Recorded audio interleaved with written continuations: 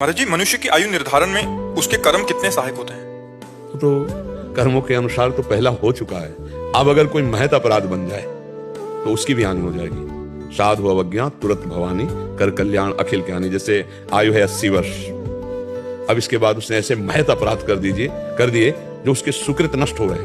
अब उसकी आयु नष्ट होकर के वो फिर अल्प आयु में नष्ट हो जाएगा पक्का।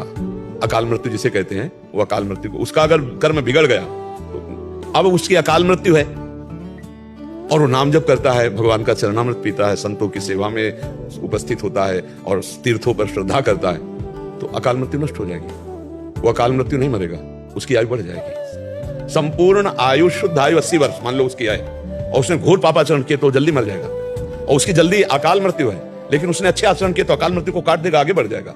कर्मों का बड़ा भारी योग है, कर्मों का बड़ा प्रभाव है कि बंधन युक्त अनंत जन्म भोगने हैं, लेकिन इस जन्म में ज्ञान प्राप्त करके आप मोक्ष को प्राप्त कर लेंगे, आप भगवत आराधना करके भगवत प्रेम को प्राप्त कर लेंगे। तो कर्म का तो बहुत बड़ा योग है ही, पर कर्म की कला आनी चाहिए, कर्म योग बनना चाहिए। केवल कर्म से बात नहीं बनेगी, कर्म योग बनना चाहिए।